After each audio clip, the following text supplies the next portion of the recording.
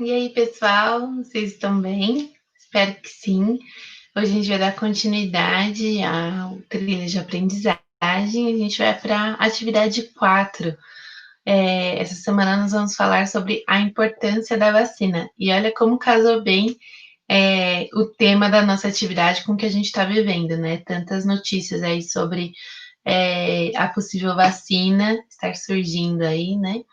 Então a gente vai falar um pouco sobre esse processo de criação de uma vacina, desenvolvimento de uma vacina, né? E como que são os testes e como que ela vai chegar até nós. Então, vou compartilhar aqui a tela com vocês para a gente começar a apresentação da explicação da atividade dessa semana.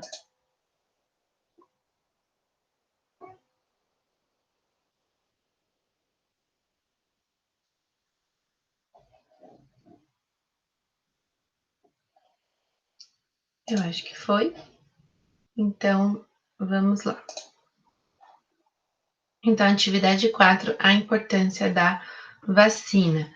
Então, o primeiro passo dessa atividade é assistir esse vídeo aqui, que eu vou aprofundar um pouquinho, explicando, dando algumas dicas para vocês das questões lá do Trilhas. O segundo passo, leia os textos das páginas 102 e 103 do livro Trilha de Aprendizagens, vão trazer informações bem importantes sobre esse tema da vacina. Terceiro passo, assistir ao vídeo Como os cientistas criam uma vacina. Esse vídeo é bem bacana, bem esclarecedor. E o quarto passo, responder as questões 1, 2, 3 e 4. Nessas páginas aí, 102, 103 e 104. Então, vamos abrir trilhas e vamos dar uma olhadinha aqui na atividade.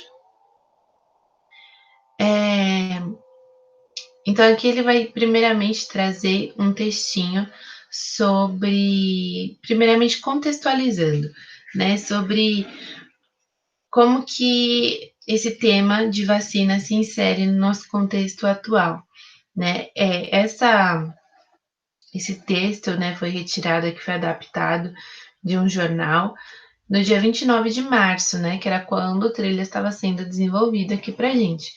Então, no dia 29 de março desse ano, 54 pesquisas de vacina estavam acontecendo em todo o mundo, inclusive no Brasil. E o que a gente sabe das últimas notícias aí, né, que tem dois laboratórios, né, o Oxford e um outro, que estão desenvolvendo a vacina e já estão em fase de testes, né?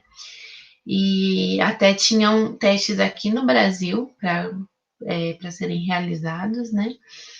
E a notícia que a gente teve ontem é que esses testes seriam suspensos, não sei se vocês viram nos noticiários, mas que os testes seriam suspensos porque uma pessoa tinha apresentado reações adversas. A gente vai falar um pouco sobre como que é esse processo, se uma pessoa apresenta uma reação assim, o que acontece.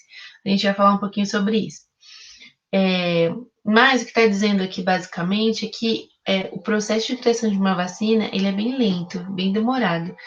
E por todos os testes que têm que ser feitos, pela burocracia também que deve ser cumprida, né, para que assegure que a vacina não seja só eficaz, mas que seja também segura, né, que seja confiável.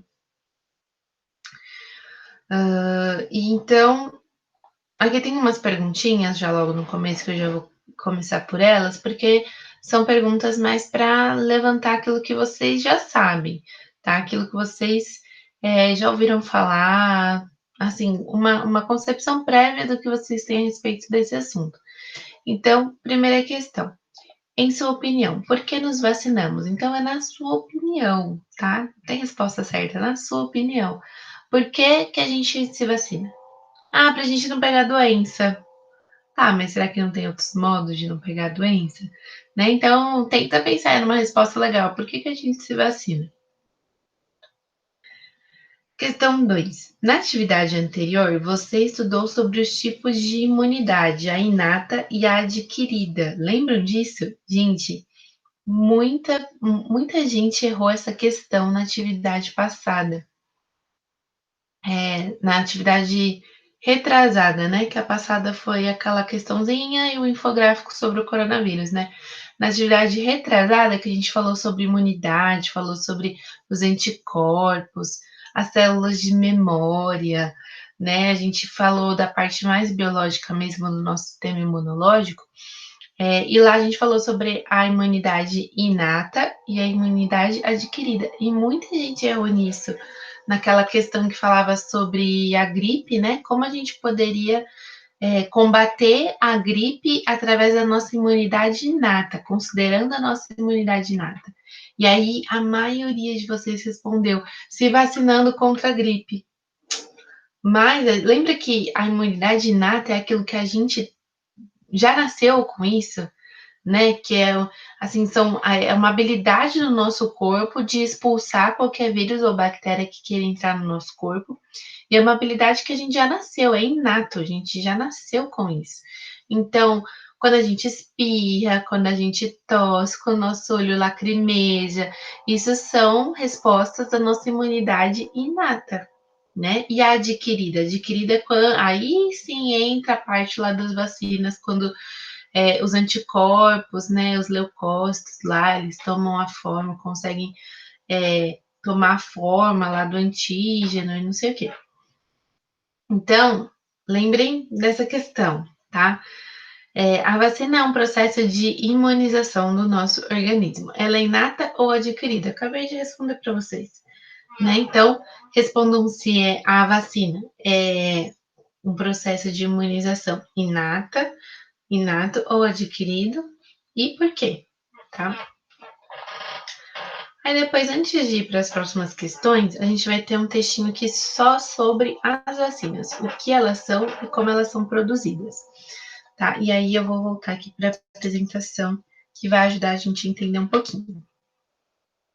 Então, dentro do nosso contexto aqui, né? Vacina contra o coronavírus. Por que será que demora tanto para desenvolver a vacina? Né? A gente já está aí há 6 meses de quarentena, mas até um pouco mais de tempo, se for considerar lá os primeiros casos na China, em dezembro, né? A gente já está há muito tempo aí, sei lá, uns 10 meses, né? Se a gente está em setembro, agora mês 9, uns 10 meses com isso já rolando. E por que será que ainda não conseguiram chegar numa vacina? Por que demora tanto? Como que os testes são realizados? Em animais, em humanos, em quantos humanos, como são os grupos de teste? E depois da vacina testada, há muita burocracia para que a vacina chegue até nós? Ah, beleza, testou, tá. Agora quando que vai ter lá no posto para eu ir lá e tomar, né? Então, qual que é o caminho para que isso aconteça?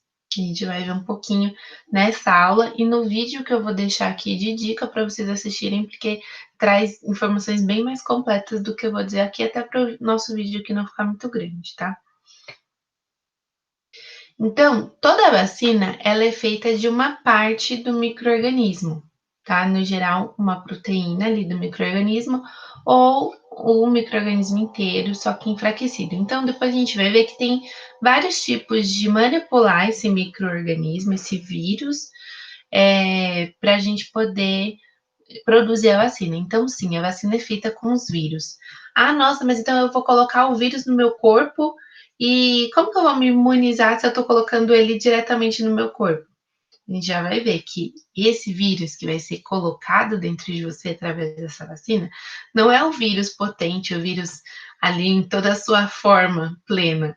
Não, é um vírus enfraquecido, então um vírus atenuado que não vai ter aquela atividade que ele teria se ele estivesse normal, né. Então os cientistas pegam esse vírus e eles, ou fragmentam o vírus e aí só colocam uma partinha dele, ou então esse vírus é enfraquecido, alguma estrutura dele é modificada para que ele fique enfraquecido. Então, se ele entrar no seu organismo, ele não vai causar todo aquele dano que ele causaria, né? Então, no caso do coronavírus, não vai causar problema no trato respiratório seu, mas lembra lá dos nossos anticorpos? Eles vão conseguir fazer a forma, lembra a pecinha que encaixava? Eles vão conseguir fazer o encaixe, né, para poder encaixar lá no antígeno, no pedacinho do vírus ali injetado em você, e vai conseguir ali criar os anticorpos que vão encaixar certinho.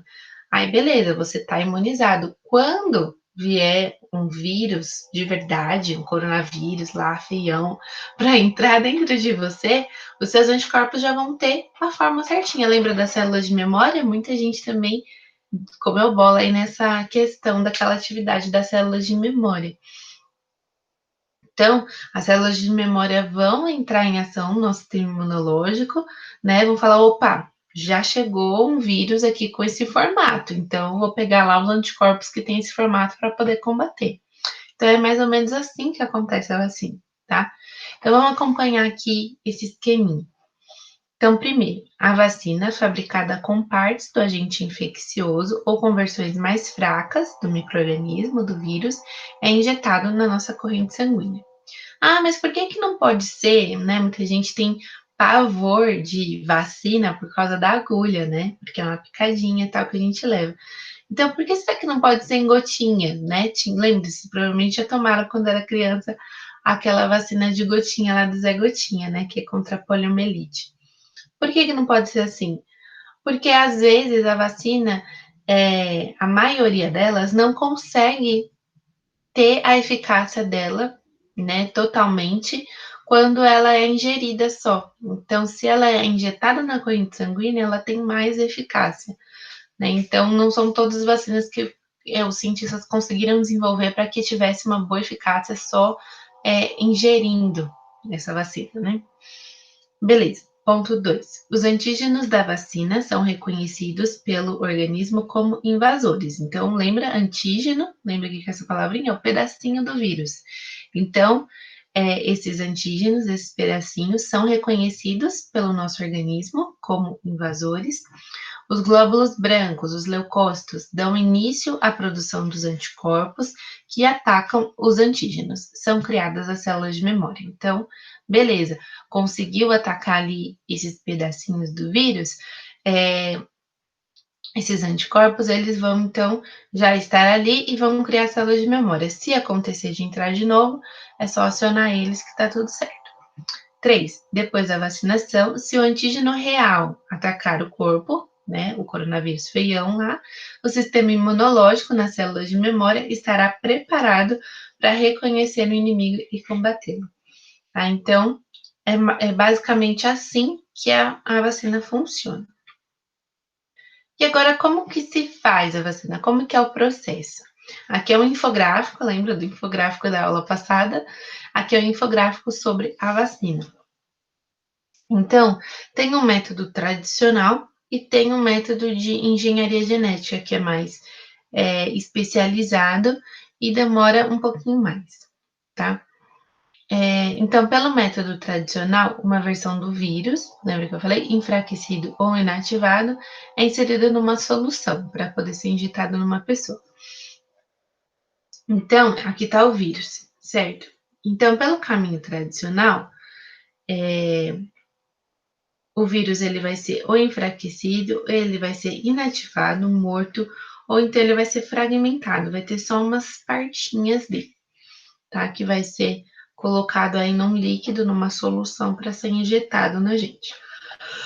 O outro caminho, perdão, gente, o outro caminho é pela engenharia genética, né? É um caminho mais complicadinho, mas que geralmente a informação genética é tirada lá do vírus e é colocada num outro vírus, né? Geralmente é esse adenovírus, que é um vírus que é do chimpanzé.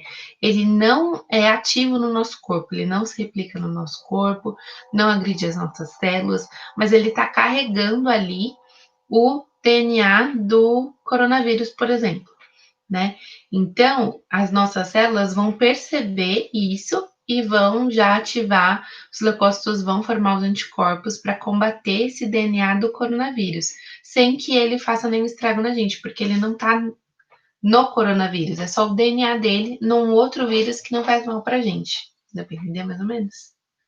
Enfim, mas é um caminho um pouco mais longo e mais difícil de acontecer, mas acontece, tá? E aí, esse liquidinho aí, né? Essas partículas são colocadas nesse líquido, numa solução para um teste. E aí, primeiro tem uma fase pré-clínica, que os testes são feitos em animais de laboratório, né? E primeiramente é só para saber se aquela vacina, aquele material, ele é tóxico e se gera uma resposta contra o vírus, uma resposta de imunidade. Depois que passou por essa fase, vai para a fase clínica. E aí são 3 etapas. A fase 1, que é de 10 a 100 pessoas, um grupo pequeno. Passou, beleza, aquele grupo pequeno, vamos para a fase 2, de 100 a 300 pessoas. E aí, beleza também. Fase 3, a partir de 5.000 pessoas. Como passa de uma fase para outra? Basicamente, e isso no vídeo que eu vou colocar para vocês, a pesquisadora ela explica bem direitinho. Mas só para resumir aqui, nessas fases 1, 2 e 3, em cada uma delas, eles dividem as pessoas que se voluntariaram para testar a vacina, elas são divididas em 2 grupos. O grupo placebo, o que é placebo? É quando a pessoa toma um remédio, na verdade não é nada, é só tipo uma pílula, ou então da vacina é só um líquido que não tem nada ali. E aí a pessoa acha que é a vacina, né? Então, tem um grupo que vai tomar a vacina, mas que não é a vacina mesmo, é só um líquido, e tem o grupo que vai ser o grupo de imunizados, que sim, vai ser injetada a vacina. E aí, o que tem que ocorrer? As pessoas que não foram imunizadas vão ter mais casos e as pessoas que foram imunizadas menos casos. E aí eles conseguem ver como que está essa proporção.